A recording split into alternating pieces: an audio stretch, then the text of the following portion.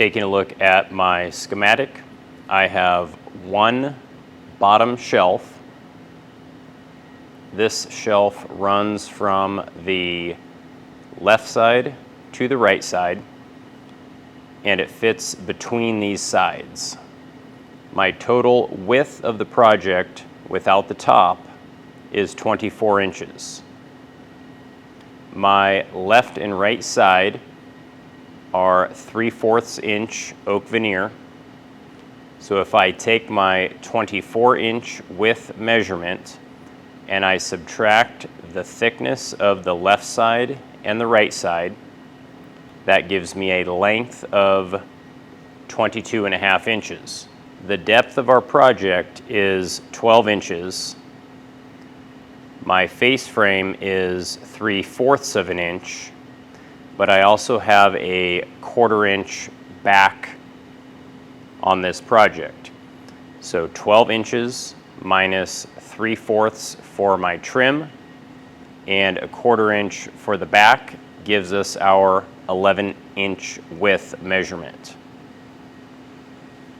Now if I take a look at my plywood cutting diagram, it appears as though the bottom shelf and the other shelves are all identically the same size.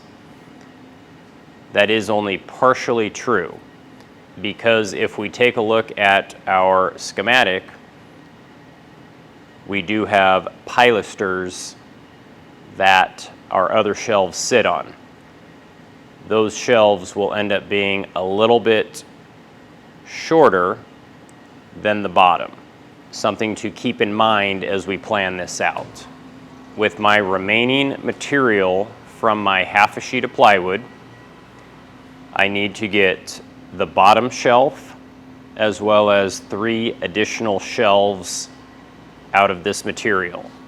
Looking at my parts list, the bottom shelf has a width of 11 inches. Additionally, my other 3 shelves also have a width of 11 inches.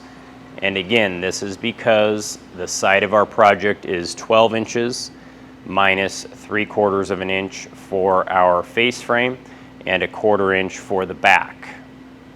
If I rip this piece to 11 inches on the table saw, this will be acceptable for both my bottom shelf as well as my other shelves.